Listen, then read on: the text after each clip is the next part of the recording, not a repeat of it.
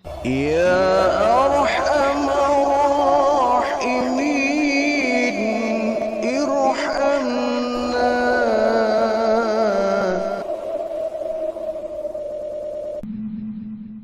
Ada saatnya kita datang, ada saatnya kita pergi.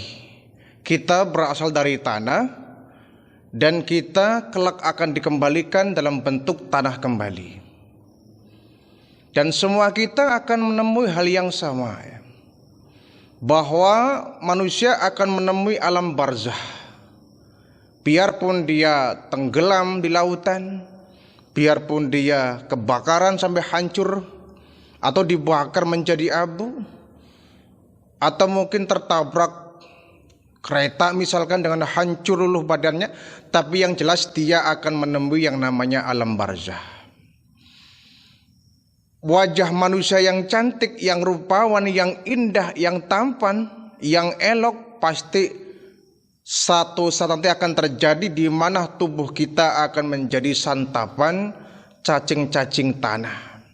Tubuh kita akan menjadi santapan binatang melata yang ada dalam tanah. Kalau sadarlah kita bahwa kita nanti akan menjadi sebuah bangkai yang gak akan gunanya, bangkai yang bau, bangkai yang kemudian jadi santapan binatang melata, maka janganlah kita kemudian menyombongkan diri saat kita hidup ini. Saat kita hidup, jadilah kita orang yang senantiasa berbuat baik, agar ketika kita berada di alam barzah, nama kita tetap akan dikenang orang sebagai orang yang baik. Celaka seseorang kalau dia saat meninggal dunia, ketika dia sudah tiada, terbaring di alam barzah, dia meninggalkan nama yang buruk. Dia meninggalkan cerita yang jelek untuk generasi yang mendatang. Jadi beruntunglah manusia, orang yang apabila matinya, meninggalnya itu membuat orang menjadi sedih, sehingga namanya akan terukir di tinta emas, dikenang oleh orang banyak kebaikan-kebaikannya. Itulah kenapa kemudian nama kita akan abadi. Walaupun hancur tubuh kita, tulang belulang kita di alam barzah, tetapi kita akan meninggalkan nama yang baik, nama yang harum, karena kita telah berbuat yang terbaik untuk sesama kita. Tetapi ada satu keterangan, ya, dalam kitab Durratun Nasihin ada satu khabar bahwa la yabla asratun nafarin, ada 10 jenis orang yang nanti di lubang kubur, ya, di liang kubur badannya akan utuh. Kita sering menyaksikan, ya, beberapa fenomena yang mungkin janggal dan aneh. Ada orang yang dikubur sampai puluhan tahun, ratusan tahun, ketika diketuk makamnya masih utuh. Ini kekuasaan Allah Subhanahu wa taala. Dan Allah akan memberikan keistimewaan itu kepada siapapun yang Allah kehendaki. Ada orang yang ketika dikubur dalam setahun, 2 tahun sudah hancur menjadi tanah. Tetapi tidak sedikit orang yang saat makamnya dipindahkan, kemudian digali, tubuhnya masih utuh, masih segar, seakan-akan dia baru meninggal dunia. Padahal sudah sekian puluh tahun, sekian ratus tahun yang lalu. Ini tentu menunjukkan orang tersebut adalah orang yang sangat baik di mata Allah Subhanahu wa taala. Beda dengan Fir'aun, ya. Kalau Fir'aun kenapa tubuhnya tetap utuh hingga sampai hari ini? Karena dimumi. Ya, karena dimumi dan sengaja. Dalam Al-Qur'an Allah mengatakan bahwa aku selamatkan badanmu Fir'aun, ya, tidak hancur, tidak luluh, tidak hilang, dan utuh sampai sepanjang masa. Agar apa? Untuk menjadi buah nasihat bagi orang-orang sesudah kamu. Utuhnya jasad Fir'aun itu bukan dia karena orang yang hebat, orang yang baik. Allah sengaja mengutuhkan jasadnya agar menjadi buah pelajaran bagi orang-orang yang mendatang.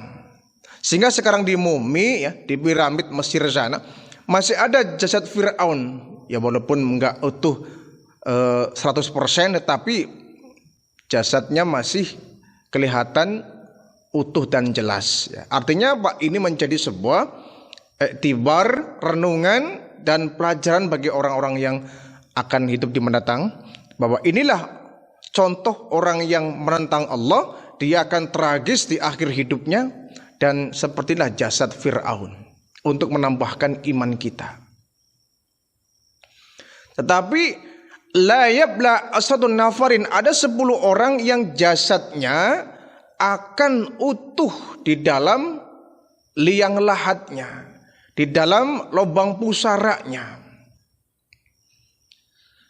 Tapi bukan berarti ini akan menjadi sebuah eksperimen bagi kita ya, bahwa nanti coba orang-orang ini bener enggak dikeduk, jangan-jangan masih utuh atau sudah hancur. Bukan ya. Artinya ini satu keistimewaan, bahwa 10 orang inilah yang akan diberikan keistimewaan, dia akan utuh jasadnya, mungkin sampai ribuan tahun yang akan datang, mungkin sampai datangnya hari kiamat. Wallahu a'lam. Semua itu adalah kekuasaan dari Allah. Siapa mereka orang yang jasadnya akan tetap utuh di liang lahat?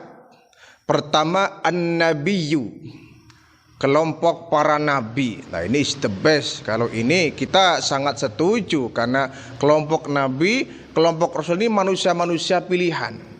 Kalau kemudian jasadnya tidak mempan dimakan rayap, jasadnya tidak akan mampu digrogoti oleh cacing tanah, ya pantas nabi.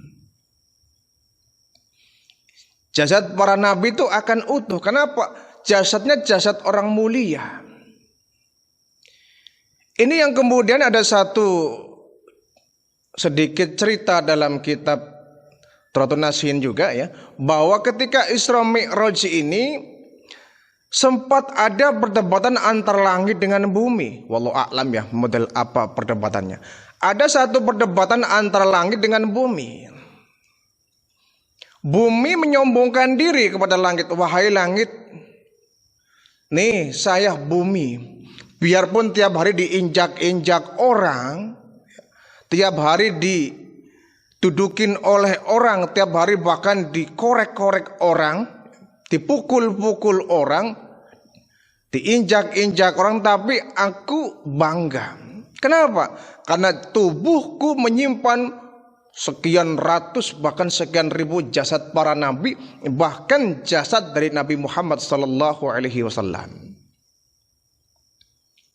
Langit juga menyombongkan diri, kau jangan sombong.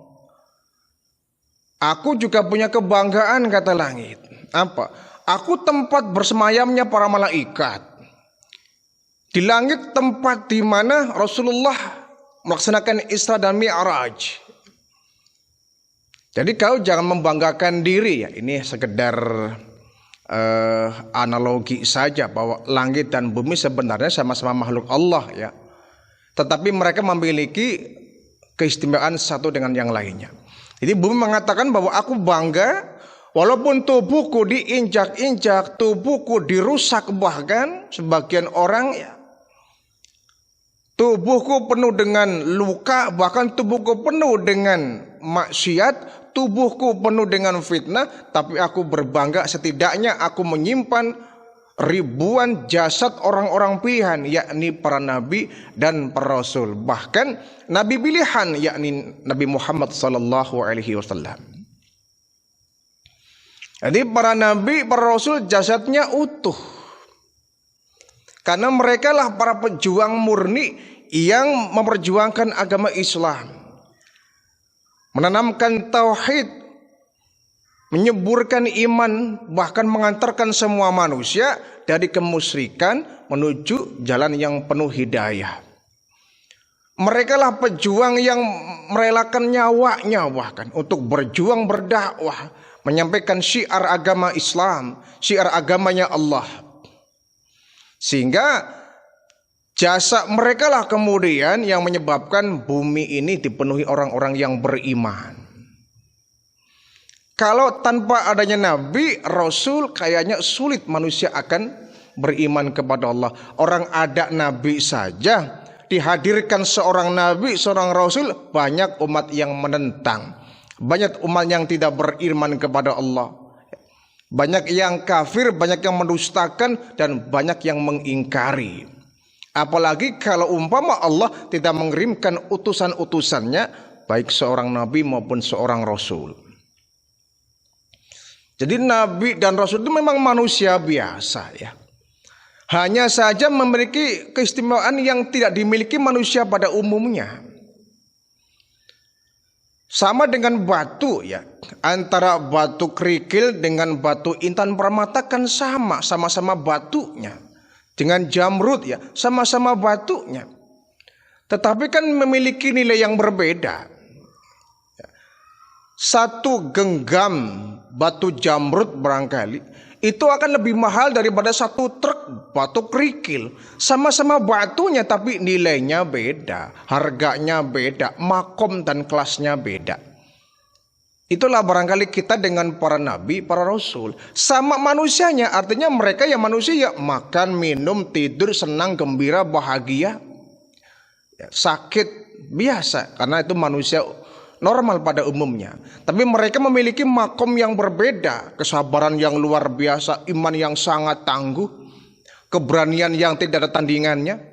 Dan mereka berani untuk menanggung resiko menjadi seorang nabi dan seorang rasul. Ikhlas karena Allah ketika berdakwah tidak mengharapkan bayaran. Umumnya para nabi itu ketika berdakwah mengatakan bahwa aku menyampaikan ini karena ini kewajibanku, bukan karena minta upah. Upahku dari Allah. Dalam Al-Quran tuh rata-rata nabi kalau berdakwah begitu. Aku tidak minta upah kepada kalian, karena upahku dari Allah Subhanahu wa ta'ala. Jadi murni mereka berjuang karena Allah, karena tanggung jawab sebagai seorang nabi dan seorang rasul. Ada nabi yang dikejar-kejar oleh umatnya, ada nabi yang diteror, disiksa, bahkan ada yang menjadi korban pembunuhan umatnya. Ada nabi-nabi bangsa Israel, ada nabi-nabi yang mereka sampai berjuang menghadapi mati, berdakwah sampai mengakibatkan nyawanya melayang, menjadi korban pembunuhan dan kebrutalan dari umatnya. Karena mereka misinya satu, ingin mentauhidkan agama Allah, menyiarkan agama Allah, menanamkan iman dan tauhid kepada seluruh umat manusia. Sehingga pantas kalau nabi dan rasul walaupun bertahun-tahun, beratusan tahun, bahkan ribuan tahun bahkan terpendam dalam perut bumi, insya Allah jasad mereka akan selamanya utuh sampai datangnya hari kiamat. Satu. Yang kedua, orang yang jasadnya di liang lahat tidak akan hancur dimakan tanah, dimakan rayap, dimakan cacing tanah. Wal ghazi, yaitu orang yang berperang, pasukan perang. Ghazi ini bisa diartikan dengan pasukan militer ya, atau prajurit. Artinya ghazi ini orang yang berjuang membela agama, orang yang berperang membela agama. Orang yang berani mempertaruhkan nyawa, menghunus pedang maju ke medan perang demi untuk membela agama.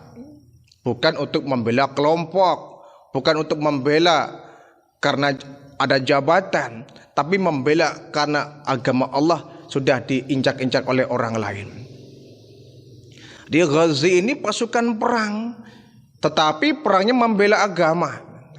Nah, di sini ada perbedaan ya antara mujahidin dengan pahlawan. Di negara kita pahlawan hampir ratusan atau mungkin mencapai ribuan orang ya, yang berjuang membela tanah air kita, merebut kemerdekaan dari Belanda maupun Jepang. Ketika mereka gugur di medan perang sebagai seorang suhada barangkali ya, atau sebagai seorang gugur di medan perang ya, sebagai seorang pahlawan, kusuma bangsa. Apa bedanya pahlawan dengan para syuhada? Apa bedanya para pahlawan dengan mujahidin, orang yang berjihad? Apakah mereka semua masuk surga? Ya nanti dulu ya. Tergantung apa? Tergantung akidahnya seperti apa. Kalau mereka benar-benar seorang Islam yang dia pejuang untuk membela negaranya dari ancaman orang-orang kafir, apalagi membela agamanya juga. Kita tahu bahkan sebagian besar ulama-ulama kita yang mereka gugur menjadi pahlawan. Ada Imam Bonjol, ada Pangeran Diponegoro. Mereka semua adalah tokoh-tokoh agama. Di samping tokoh masyarakat, bahkan tokoh agama, mereka berjuang tidak sebatas membela bangsanya, tapi membela agama yang sudah diacak-acak oleh pasukan-pasukan kolonial ketika itu. Sebagian besar ulama-ulama kita yang berjuang di medan perang, sehingga mereka merangkap pejuang agama dan pejuang negara. Mereka syuhada membela agama Allah, membela tanah air, insya Allah mereka syuhada. Jadi tergantung dari akidah orangnya, tergantung bangsa model apa yang dibelanya.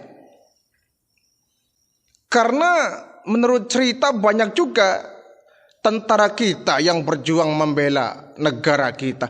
Awal sih membela agama kita, ketika oleh Belanda dibujuk, diiming-iming sebuah jabatan, mereka berbalik menjadi pengkhianat bangsa kita. Bukan berjuang bersama mengusir penjajah Belanda, Jepang, malah justru dia berbalik ada di pihak penjajah, memerangi para pejuang-pejuang bangsa kita. Ini namanya munafik ya. Jadi masuk surga atau tidaknya tergantung dari akidah mereka. Kalau mereka akidahnya mentauhidkan Allah, ya, berjuang karena Allah, membela negaranya, insya Allah gugur di medan perang sebagai seorang mujahid. Nah, seperti bangsa di zaman Rasulullah ketika mereka berperang melawan orang-orang kafir, yang gugur di medan perang ya mereka menjadi seorang syuhada. Dan insya Allah jasad mereka akan utuh di dalam alam kubur. Ghazi, pasukan perang. Pasukan perang yang membela agama, membela kalimat Allah, ya, membela kitabullah, membela syariat Islam. Dan di zaman sekarang orang kalau sudah ada kelompok pembela agama Islam pasti dicap sebagai kelompok radikal. Ya. Aneh. Padahal semua agama itu umatnya dituntut untuk loyal, untuk setia memperjuangkan agamanya. Kalau umat-umat yang lain mereka berjibaku membela dan menjaga agamanya, kenapa kemudian kita umat Islam menjaga membela agamanya dikatakan radikal? Di zaman sekarang di mana agama sering jadi bahan lecehan, kita membutuhkan orang-orang loyal seperti ini, orang-orang militan yang selalu di front terdepan dalam membela agamanya. Kita bukan dalam rangka memaksakan agama, tidak. Itu sudah ada aturannya bahwa tidak boleh menyebarkan agama kepada orang yang sudah beragama. Kita berperang, berjuang di medan juang itu dalam rangka menjaga kemuliaan agama Islam. Jangan kemudian dikatakan radikal. Radikal itu kalau umpama gerakan kita membahayakan orang lain, bahkan memaksakan orang lain di luar agama Islam untuk masuk ke dalam wilayah Islam. Ada orang beribadah misalkan diganggu, ini radikal. Ada orang sedang melakukan peribadatan, ya, kemudian kita usir, ini radikal. Kita hancurkan tempat-tempat ibadah agama lain, ini jelas radikal, teroris. Tapi kalau ada suatu umat, suatu kaum yang mereka berjuang membela agamanya, menjaga agamanya dari mungkin ancaman orang-orang di luar agamanya, ini kan bukan radikal, ini namanya militan pejuang Islam. Dan kita membutuhkan orang-orang semacam ini. Ya silakan di agama-agama lain juga, Kristen juga boleh membentuk suatu pasukan untuk dalam rangka membela agama Kristen, boleh, tidak ada larangan. Hindu, Buddha, Konghucu, silakan mereka membuat suatu pasukan misalkan, satu kelompok dalam rangka menjaga agamanya masing-masing, nggak jadi masalah. Dalam rangka kita menunjukkan bahwa kita memiliki agama. Jadi jangan selalu dikatakan radikal. Ya. Bedakan antara kita dengan tindakan yang radikal dengan tindakan membela. Jangan-jangan kita membela negara kita oleh orang luar dikatakan nih orang radikal ini. Kan tidak. Kalau ada satu pasukan perang dalam rangka membela negaranya, membela bangsanya, kan nggak bisa dikatakan radikal. Sama kita pun kalau ada para kelompok tertentu yang mereka berjuang di front terdepan menjaga agama Islam ini ya, dari serangan orang-orang yang bertanggung jawab, menjaga kemurnian Islam dari gangguan orang-orang yang tidak suka dengan Islam, tidak kemudian dikatakan seorang radikal. Ghazi wal ghazi, pasukan-pasukan perang yang membela agama, mereka insya Allah jasadnya akan utuh sampai hari kiamat. Yang ketiga, orang yang jasadnya akan tetap utuh di liang lahat, wal alimu, orang-orang alim, para ulama, orang-orang yang berilmu. Dan bukan hanya berilmu, ilmunya dia sebarkan untuk orang lain. Sehingga orang lain yang semula tidak tahu menjadi tahu. Bukan orang yang berilmu kemudian diam, dia hanya menggunakan menikmati ilmunya untuk pribadinya sendiri. Ini salah.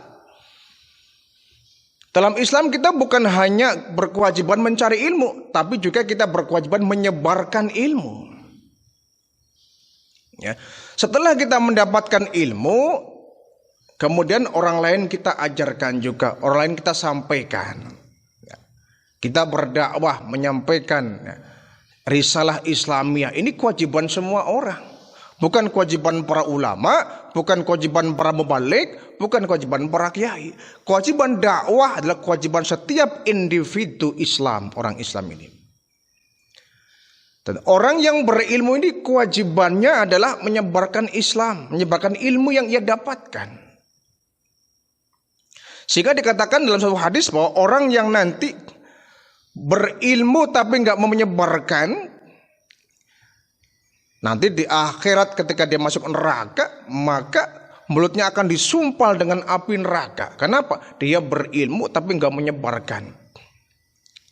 Ya.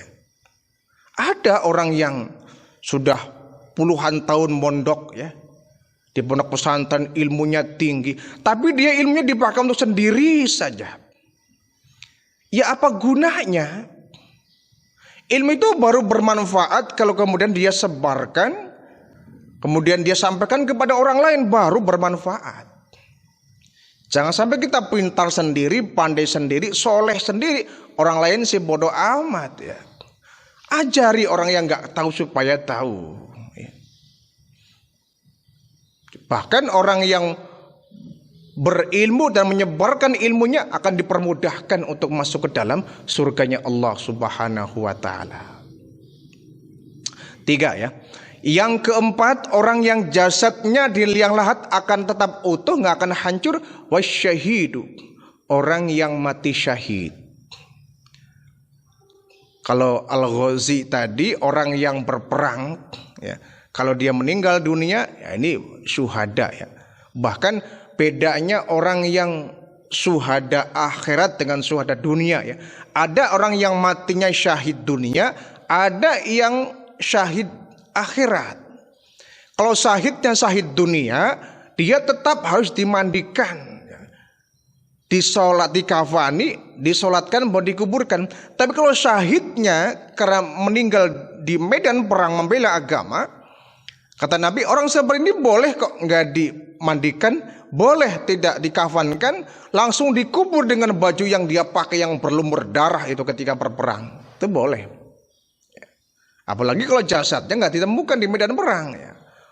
Boleh untuk langsung dikubur saja.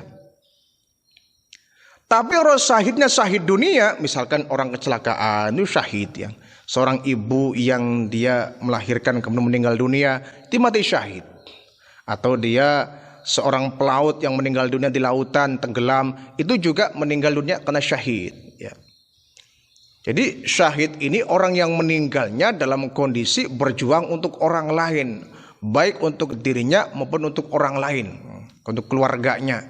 Dia mati syahid. Orang yang kemudian dibunuh misalkan ya, dijamret kemudian dibunuh, ini juga mati syahid. Atau orang yang tertimpa benda keras ya, orang yang kejatuhan benda keras kemudian dia mati, matinya mati syahid. Apalagi kalau matinya dalam kondisi masih memiliki wudu ya. Wa syahidu, orang yang mati syahid ini jasadnya insya Allah tidak akan dimakan oleh rayap, tidak dimakan oleh binatang melata yang ada dalam liang lahatnya. Makanya kita berharap ya bahwa kelak nanti kita matinya dalam kondisi yang syahid, yang husnul khatimah, bukan mati dalam kondisi yang tidak baik. Kita ingin matinya kita dalam kondisi berperang. Ya walaupun berperangnya bukan menggunakan senjata, artinya dia berjihad untuk menyebarkan agama Islam. Ya. Kalau dulu di zaman Rasul, para sahabat berperang ya memang pedang yang ia bawa, ya, tombak yang ia bawa, anak panah yang ia bawa. Tapi kita berjuang, kita zaman sekarang senjatanya tidak harus pedang. Bisa menggunakan buku, bisa menggunakan Al-Quran, bisa menggunakan YouTube bahkan untuk berperang ya. Artinya kita membela agama kita dengan selalu menyebarkan agama-agama kita ini ya. Mensyariatkan Islam ya. Mensyiarkan Islam di lingkungan kita agar agama kita senantiasa menjadi agama yang menyebarkan rahmatan lil alamin. Ya. Jadi perang gaya para sahabat dengan kita tentu beda. Jihadnya mereka dengan jihadnya kita tentu berbeda. Kita kemudian jihadnya tidak harus berperang di medan perang. Nah, kita mau melawan siapa? Di negara kita hampir semua saudara. Kita bersaudara dalam satu lingkungan Nusantara di bawah Ikatan Bhinneka Tunggal Ika. Maka jihadnya kita bisa dengan menyebarkan ilmu. Jihadnya kita dengan memperbanyak pengajian-pengajian. Jihadnya kita berdakwah-dakwah. Kembangkan semua ya, dakwah-dakwah. Baik dakwah secara langsung ya, atau menggunakan media sosial, YouTube misalkan. Jadikan YouTube ini sebagai media dakwah. Jadi orang mencari ilmu tidak harus di pondok pesantren, tidak harus di majelis taklim. Sekarang dipermudah dengan adanya alat komunikasi berupa internet. Kita bisa nonton YouTube ceramahnya ustadz ini, ustadz itu. Ini juga bagian daripada dakwah, bagian daripada jihad ya, menyebarkan dan mensiarkan agama Islam. Wa syahidu, orang yang matinya syahid, insya Allah jasadnya akan utuh. Yang kelima, orang yang disinyalir jasadnya akan utuh sampai hari kiamat, hafidhul Quran, orang yang hafal Al-Quran. Jasadnya akan utuh. Kenapa? Tubuhnya sudah dimasuki Al-Quran. Orang yang hafidh Al-Quran ya, satu Al-Quran penuh 30 juz, hafal di ingatannya, hafal di lidahnya, sesungguhnya jiwanya sudah dikuasai Al-Quran. Sehingga ketika dia masuk ke liang kubur, mana ada binatang yang berani menggerogoti tubuhnya? Oh, ada Al-Qurannya. Bahkan ketika dia menghadapi pertanyaan mungkar nakir juga, yang jawab bukan dia, yang jawab adalah amalnya. Al-Quran yang akan menjawab dan akan melindunginya dari siksa kubur. Bagaimana mungkin ada mungkar nakir yang berani menyiksa orang yang dalamnya ada Al-Qurannya? Sehingga kita patut bersyukur ya, bangsa kita merupakan bangsa terbesar yang memproduksi para penghafal Al-Quran. Jadi kita boleh tandinglah seluruh dunia, mana negara yang paling banyak memproduksi para penghafal Al-Quran? Hanya satu, Indonesia. Padahal kita dikatakan bukan negara Islam ya. Kita negara ya walaupun sebagian besar adalah beragama Islam, tapi kita bukan negaranya orang Islam. Tapi kita negara yang mayoritas Islam dan banyak agama-agama yang lain ya. Tetapi Indonesia negara yang paling banyak memproduksi para penghafal Al-Quran. Dan kita pun patut bersyukur bahwa semakin kian hari, kian muncul banyak sekali yayasan pendidikan yang di sana menanamkan hafidz Quran. Bermunculanlah pondok-pondok pesantren. Dulu kalau pesantren itu kebanyakan salafi, hanya kitab kuning. Sekarang sudah muncul pesantren-pesantren yang dia menelurkan santri-santrinya yang hafal Al-Quran. Dan kita patut bersyukur. Kenapa? Semakin banyak orang yang hafal Al-Quran, tentu rahmat Allah akan semakin banyak turun. Semakin banyak orang menghafal Al-Quran, semakin susah Al-Quran kalau harus diselewengkan kelompok-kelompok tertentu. Karena banyak orang-orang yang ingin menyusupi ayat-ayat Al-Quran dengan kalimat-kalimat yang bikinan orang memprovokasi. Sehingga supaya kesannya Al-Quran adalah kitab yang penuh dengan kepalsuan. Tapi alhamdulillah dengan banyaknya para penghafal Al-Quran akan semakin sulit ruangan untuk mereka para provokator yang ingin menyimpang-nyimpangkan Al-Quran. Ya bagaimana mungkin bisa disimpangkan orang juga hafal Al-Quran. Dan di dunia ini hanya agama Islam lah. Hanya agama Islam yang umatnya bisa hafal 100% isi dari kandungan Al-Quran. Ini akan menjadi kebanggaan bagi kita. Yang mudah-mudahan anak-anak kita kelak menjadi orang yang hafidz Al-Quran sehingga mereka akan menghasilkan generasi yang Qurani. Yang kelima Yang keenam, orang yang jasadnya akan utuh sampai di liang lahat adalah wal muadzinu.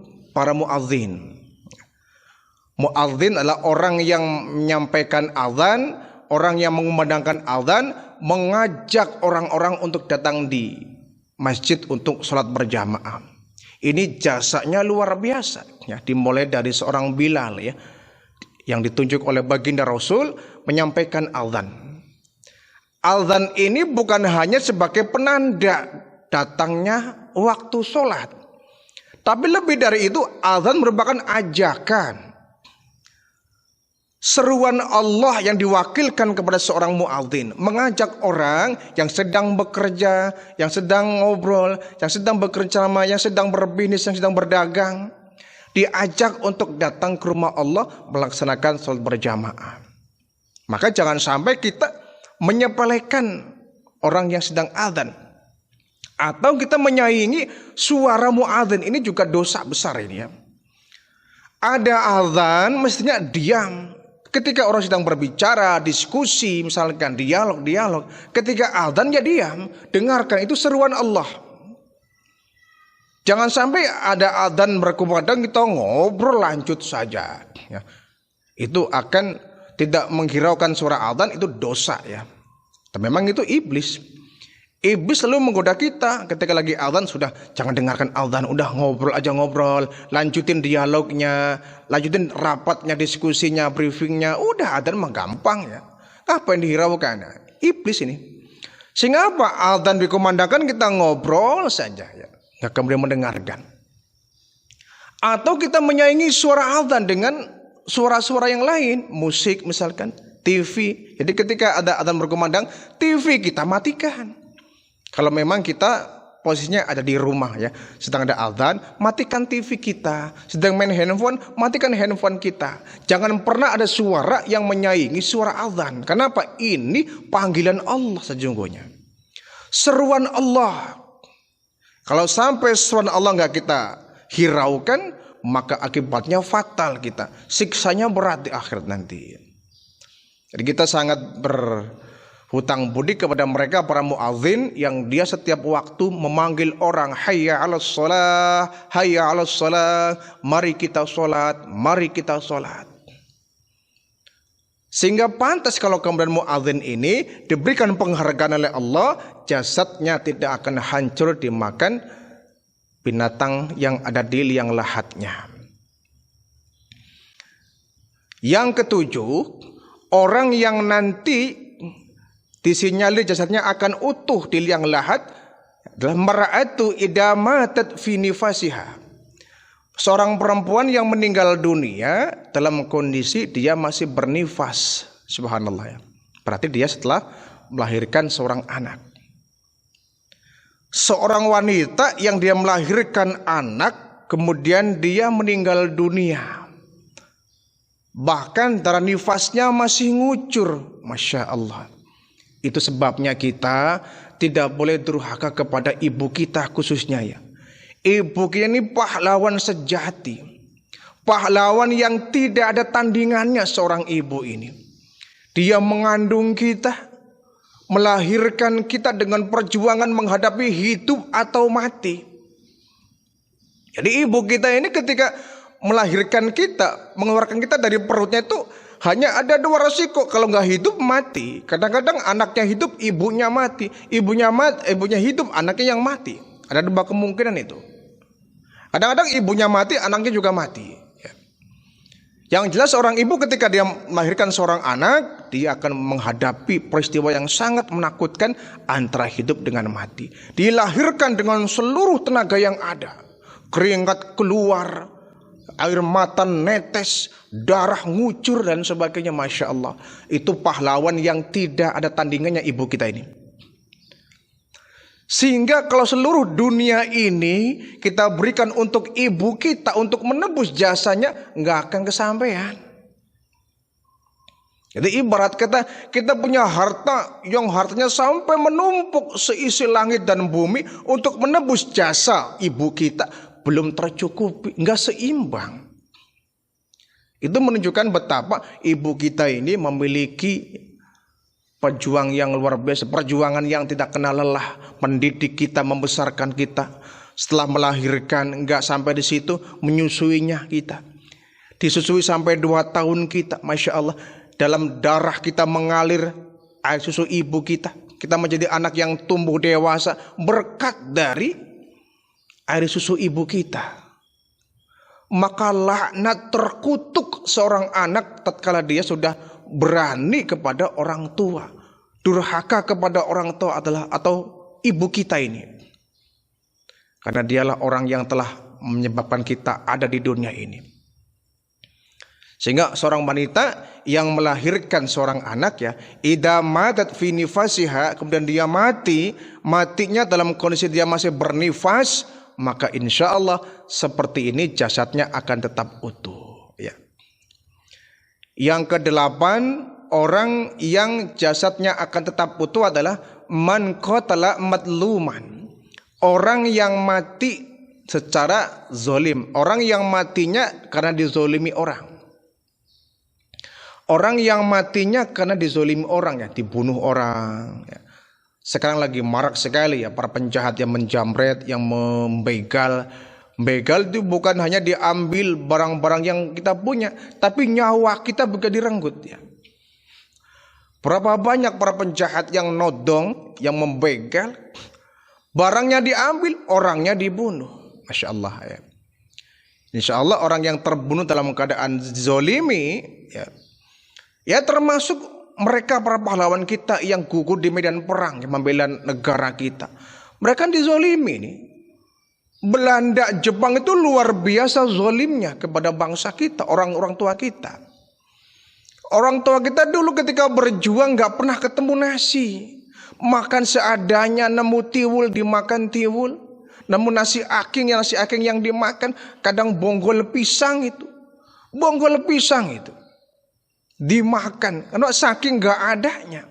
Sudahlah begitu disuruh untuk romusa, kerja paksa, kerja rodi, yang mereka disuruh membangun ini tanpa dibayar kadang-kadang. Yang gak mau bekerja matilah di sana, dicambuk, ditendang, dihajar. Sehingga orang tua kita ya, rakyat bangsa kita yang dahulu berjuang membela negara kita, sehingga mereka mati karena kezoliman Belanda, kezoliman Jepang, insya Allah mereka mati syahid ya, karena mereka berjuang untuk merebut kemerdekaan. Insya Allah jasad mereka akan utuh di alam barzah ya. Yang kesembilan, orang yang jasadnya akan utuh, man mata yaumal jumu'ati, orang yang meninggal pada hari Jumat. Insya Allah ya. Tapi ini tergantung model orangnya ya. Ini sifatnya bukan umum. Artinya apa? Orang yang bermaksiat, orang yang banyak dosa, orang yang gak bertaubat kepada Allah, orang yang syirik kepada Allah, meskipun meninggalnya di hari Jumat, tetap mereka gak dapat apa-apa. Wong dia syirik kepada Allah, wong dia bermaksiat, dia gak mau bertobat kepada Allah, gak mau ibadah, jauh dari agama, jauh dari masjid, jauh dari ibadah. Orang model begini meskipun meninggal di hari Jumat, ya tetap aja ya, gak ada keistimewaan. Tapi orang yang ahli ibadah, ya, orang yang ibadahnya mantap, istiqomah dalam melaksanakan ibadah, insya Allah meninggal di hari Jumat, jasadnya akan utuh. Ya. Yang terakhir, orang yang nanti jasadnya akan tetap utuh yang lianglat adalah man mata lailatiha, orang yang meninggal di malam Jumat. Kalau tadi di hari Jumat ya, kalau ini lailatiha, di malam Jumatnya. Jadi orang yang meninggal di hari Jumat maupun orang yang meninggal di malam Jumat, kalau dia orang yang beriman, tidak syirik kepada Allah, meninggalnya dalam kondisi dia menjadi orang-orang yang beriman, insya Allah jasadnya akan utuh. Tapi kalau mereka berbuat maksiat, nggak sempat bertaubat, ya, mereka banyak menumpuk-numpuk dosa, nggak mau insyaf, ya, bergelimangan dalam maksiat, meninggalnya ya su'ul khatimah, walaupun di hari Jumat, di malam Jumat, mereka tetap tidak akan mendapatkan keistimewaan.